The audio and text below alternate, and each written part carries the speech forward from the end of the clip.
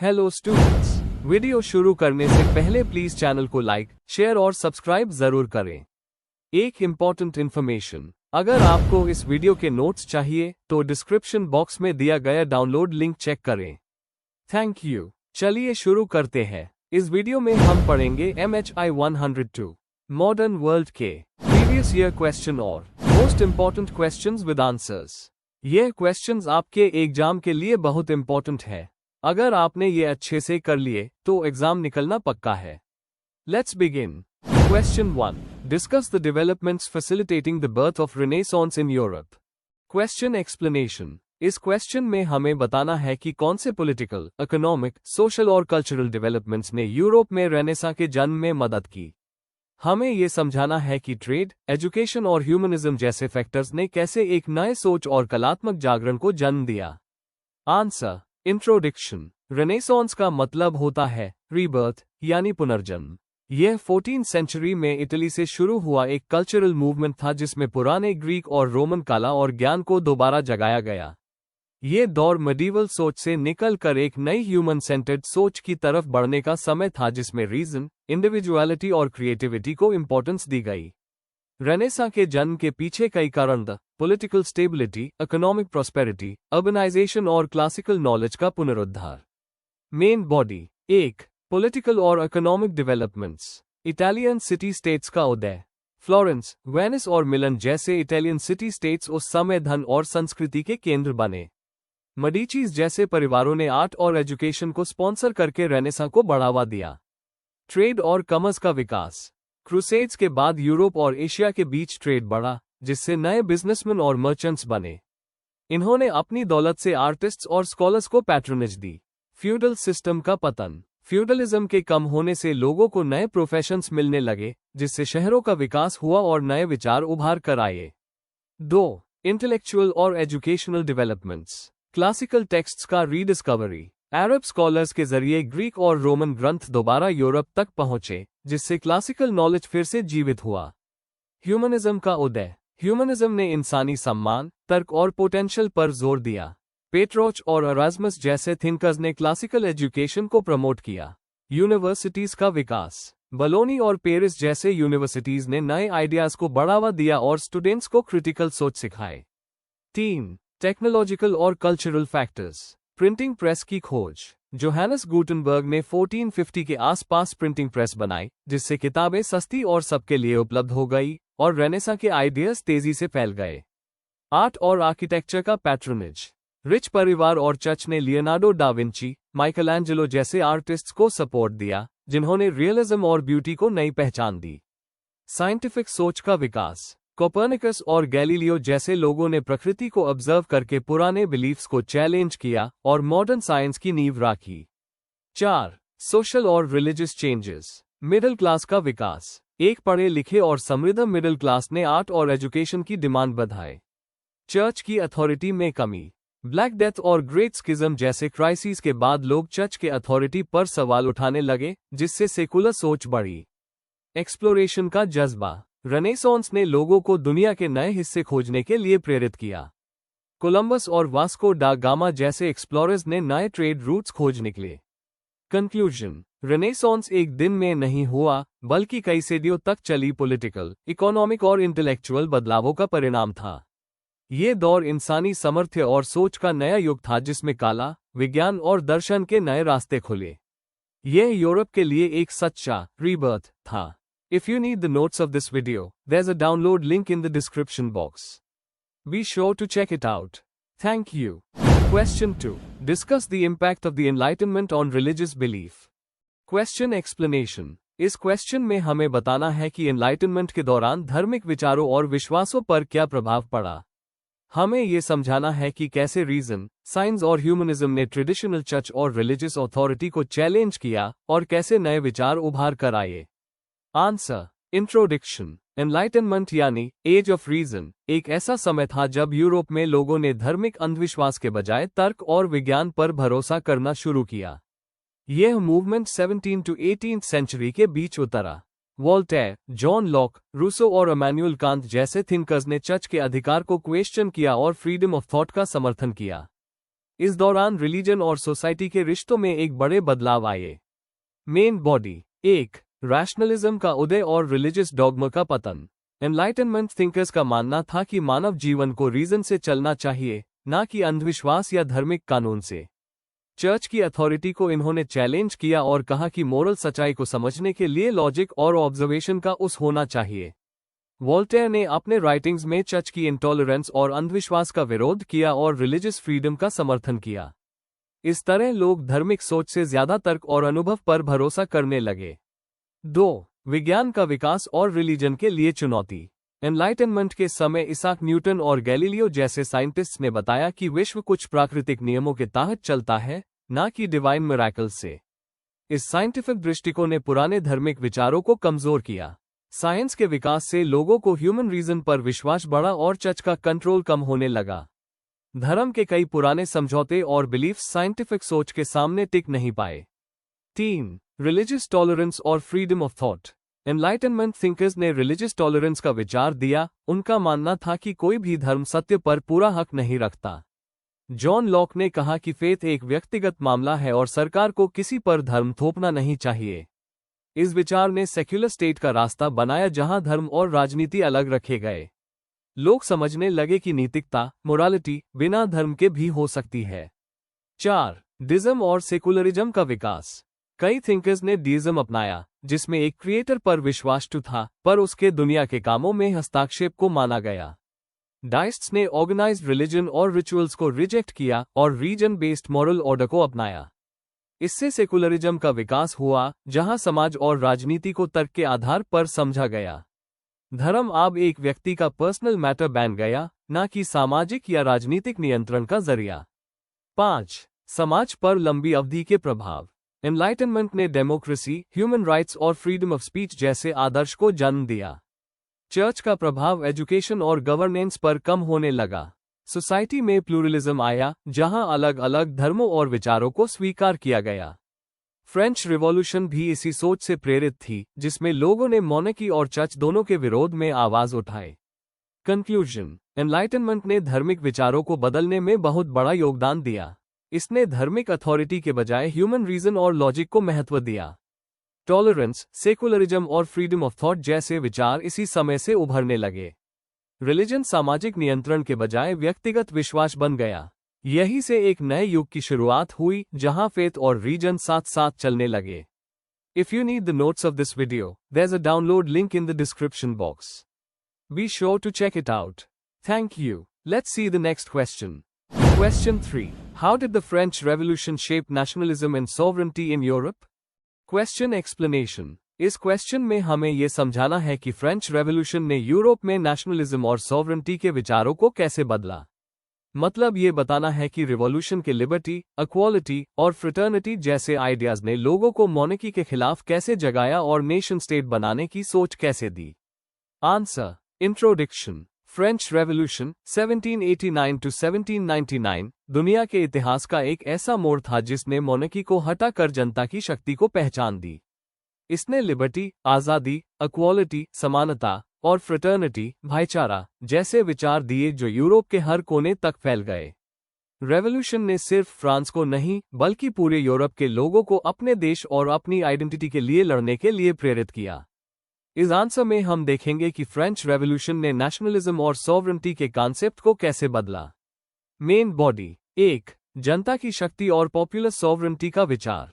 Revolution से पहले राजाओं को डिवाइन राइट से शक्ति मिलती थी, मतलब उनका राज भगवान की मर्जी से माना जाता था। फ्रेंच रेवोल्यूशन ने इस सोच को बदलकर कहा कि असली शक्ति लोगों के हाथ में होनी चाहिए। थिंकर जीन जाक रूसो ने जनरल विल का कॉन्सेप्ट दिया, जिसमें गवर्नमेंट का काम लोगों की मर्जी से चलना चाहिए। Declaration of the rights of man and citizen 1789 ने लिखा, all sovereignty resides in the nation. इस आइडिया ने यूरोप के अन्य देशों में भी डेमोक्रेसी और रिफॉर्म की सोच को प्रेरित किया। 2. नेशनलिज्म और नेशन स्टेट की सोच का उदय। फ्रेंच रेवोल्यूशन ने फ्रांस के लोगों को एक नेशन के रूप में एकजुट किया। अब लोग अपने राजा के नहीं, बल्कि अपने नेशन के प्रति वफादार थे। नेशनल फ्लैग, एंथम और फेस्टिवल्स ने लोगों में एक नई यूनिटी और प्राइड जगाए।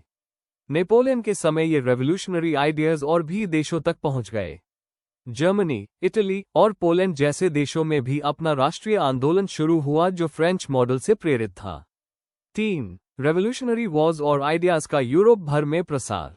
फ्रेंच रेवोल्यूशनरी और नेपोलियनिक वॉर्स 1792-1815 ने इन आइडियाज को यूरोप भर में फैला दिया। फ्रांस ने जहां जहां पर कब्जा किया वहां फ्यूडल सिस्टम खत्म करके इक्वालिटी और सेक्युलर लॉ लागू किए। शुरू में लोग फ्रांस के खिलाफ लड़ा, लेकिन बाद में उन्होंने इन नए आइडियाज को अपना लिया। जर्मन और इटालियन यूनिफिकेशन मूवमेंट्स इन्हीं रेवोल्यूशनरी आइडियाज से प्रेरित हुए। 4. पॉलिटिकल सोच और सामाजिक परिवर्तन। फ्रेंच रिवॉल्यूशन के बाद यूरोप में मोनार्की के बजाय सिटीजन बेस्ड गवर्नमेंट का कॉन्सेप्ट उभार कर आया। कांग्रेस ऑफ वियना 1815 ने पुराने सिस्टम को लौटने की कोशिश की, पर आइडियाज को रोक नहीं पाए। रोमांटिक नेशनलिज्म जैसे मूवमेंट्स आए जिन्होंने अपनी भाषा, संस्कृति और इतिहास पर गर्व करना सिखाया। मैज़िनी और बोलवा जैसे नेता भी फ्रेंच रेवोल्यूशन से प्रभावित हुए और अपने देश के लिए लड़ा। कंक्लूजन। अंत में कहा जा सकता है कि फ्रेंच रेवोल्यूशन ने यूरोप में मोनार्की के स्थान पर जनता की शक्ति और नेशनलिज्म की सोच को स्थापित किया। इसने लोगों को एक नेशन के नागरिक के रूप में सोचने पर मजबूर किया, न कि राजा के प्रजा के रूप में। यह रेवोल्यूशन यूरोप के नए राष्ट्रों और सॉवरेंटी के युग की शुरुआत थी। If you need the notes of this video, there's a download link in the description box. Be sure to check it out. Thank you. Question 4. What do we mean by bureaucratization in the modern world? Question explanation. यह question हमें ब्यूरोक्रेटाइजेशन का meaning समझाने को कह रहा है, मतलब यह प्रोसेस कैसे मॉडर्न दुनिया में सिस्टम को ऑर्गेनाइज्ड और रूल बेस्ड बनाता है। हमें इसके फीचर्स, कॉजेज और सोसाइटी पर इम्पैक्ट के बारे में लिखना है और मैक्स वेबर जैसे थिंकर्स का मेंशन करना है। आंसर। इंट्रोडक्शन। ब्यूरोक्रेटाइजेशन का मतलब है किसी भी एडमिनिस्ट्रेटिव या ऑर्गेनाइजेशनल सिस्टम का स्ट्रक्चर्ड और रूल बेस्ड हो जाना। आज के मॉडर्न वर्ल्ड में ब्यूरोक्रेसी हर जगह दिखाई देती है। सरकारी ऑफिसेस, स्कूल्स, बैंक्स और कंपनीज सब इसके एग्जाम्पल है। जर्मन सोशियोलॉजिस्ट मैक्स वेबर ने इस कॉन्सेप्ट को डिटेल में एक्सप्लेन किया था और बोला कि ब्यूरोक्रेसी एक एफिशिएंट और रैशनल सिस्टम होता है। इस आंसर में हम ब्यूरोक्रेटाइजेशन के मीनिंग, फीचर्स, कॉजेज और उसके एडवांटेजेस और प्रॉब्लम्स पर बात करेंगे। Main body. 1. Meaning and definition of bureaucratization. Bureaucratization एक ऐसा प्रोसेस है जिसमें सिस्टम्स और ऑर्गेनाइजेशंस को रूल्स, हायरार्की और स्पेशलाइजेशन के जरिए चलाया जाता है। मैक्स वेबर के हिसाब से ब्यूरोक्रेसी एक ऐसी ऑर्गेनाइजेशन होती है जो लीगल अथॉरिटी और रैशनल डिसीजन मेकिंग पर बेस्ड होती है। इस प्रोसेस में पर्सनल रिलेशंस की जगह फॉर्मल प्रोसीजर्स और रिटन रूल्स काम करते हैं। एग्जाम्पल। इंडिया के गवर्नमेंट डिपार्टमेंट्स जैसे IAS, बैंकिंग सिस्टम और यूनिवर्सिटीज सब ब्यूरोक्रेटिक स्ट्रक्चर पर ही चलते हैं। 2. Features of bureaucracy. Max weber के अनुसार hierarchy of authority. Her level के ऊपर एक हायर ऑफिसर होता है जो कंट्रोल करता है। Division of labour. काम को अलग अलग डिपार्टमेंट्स और एक्सपर्ट्स में बांट दिया जाता है। Rule based operation. सब काम लिखित नियमों और पॉलिसीज के हिसाब से होता है। इम्पर्सनैलिटी। फैसले पर्सनल बियास के बिना ऑब्जेक्टिवली लिए जाते हैं। Technical competence. नौकरी क्वालिफिकेशन और मेरिट के बेसिस पर दी जाती है। Record keeping. हर डिसीजन और प्रोसेस का रिटन रिकॉर्ड मेंटेन किया जाता है। एग्जाम्पल। इंडियन ब्यूरोक्रेसी में फाइल्स और रिकॉर्ड्स का बहुत इंपॉर्टेंस होता है, हर चीज डॉक्यूमेंट होती है। 3. Causes of bureaucratization in the modern world. Industrialization. Factories और इंडस्ट्रीज के बढ़ने से मैनेजमेंट और ऑर्गेनाइजेशन की जरूरत बढ़ी। अर्बनाइजेशन और पॉपुलेशन ग्रोथ। सिटीज और पॉपुलेशन के बढ़ने से एफिशिएंट एडमिनिस्ट्रेशन की नीड हुई। Expansion of the state. Modern governments welfare functions जैसे हेल्थ, एजुकेशन, एम्प्लॉयमेंट संभालती है, जिसके लिए कॉम्प्लेक्स ब्यूरोक्रेसी चाहिए। Scientific management. फ्रेडरिक टेलर के आइडियाज ने एफिशिएंसी और स्टैंडर्डाइजेशन को बढ़ावा दिया। ग्लोबलाइजेशन। मल्टीनेशनल कंपनीज के साथ ब्यूरोक्रेटिक सिस्टम्स इंटरनेशनल लेवल तक फैल गए। एग्जाम्पल। वर्ल्ड वॉर 2 के बाद वेलफेयर स्टेट्स ने अपनी ब्यूरोक्रेसीज को एक्सपेंड किया ताकि लोगों को सर्विसेज मिल सके। 4. Advantages and criticisms of bureaucratization. Advantages. Rules और प्रोसीजर्स के जरिए फेयरनेस और स्टेबिलिटी मिलती है। अकाउंटेबिलिटी और एफिशिएंसी बढ़ती है। पर्सनल फेवरेटिज्म कम होता है। सिस्टम प्रिडिक्टेबल और रिलायबल बनता है। क्रिटिसिज्म्स। रेड टेपिज्म यानी पेपरवर्क और डिले बढ़ता है। इनोवेशन और फ्लेक्सिबिलिटी कम हो जाती है। ऑफिशियल्स और पब्लिक के बीच डिस्टेंस बढ़ता है। सिस्टम कभी कभी इंसानियत से दूर हो जाता है। एग्जाम्पल, इंडिया में कई लोग कंप्लेन करते हैं कि गवर्नमेंट ऑफिसेज में काम करवाने के लिए बहुत पेपरवर्क होता है। 5. ब्यूरोक्रेटाइजेशन एंड मॉडर्न सोसाइटी। आज ब्यूरोक्रेसी हर फील्ड में है, गवर्नमेंट से लेकर प्राइवेट सेक्टर तक। यह मॉडर्न सोसाइटी की एक रैशनल सिस्टम बन गई है। लेकिन सोशियोलॉजिस्ट जैसे रॉबर्ट मर्टन और हर्बर्ट मार्क्यूज ने वार्निंग दी थी कि ब्यूरोक्रेसी लोगों को एक आयरन केज में बैंड कर देती है, जहां फ्रीडम और क्रिएटिविटी कम हो जाती है। आज के डिजिटल युग में ब्यूरोक्रेसी या डिजिटल ब्यूरोक्रेसी का जमाना है, जहां कंप्यूटर्स और एआई सिस्टम डिसीजन मेकिंग में मदद करते हैं। कंक्लूजन, ब्यूरोक्रेटाइजेशन मॉडर्न सोसाइटी का एक इंपॉर्टेंट पार्ट बन चुका है। यह एफिशिएंसी और ऑर्डर लाता है, पर कभी कभी रिजिडिटी और ह्यूमन टच की कमी भी दिखाता है। अगर ब्यूरोक्रेसी को ट्रांसपेरेंसी और अकाउंटेबिलिटी के साथ चलाया जाए, तो यह डेमोक्रेटिक सिस्टम के लिए एक स्ट्रॉन्ग पिलर बन सकता है। If you need the notes of this video, there's a download link in the description box. Be sure to check it out. Thank you.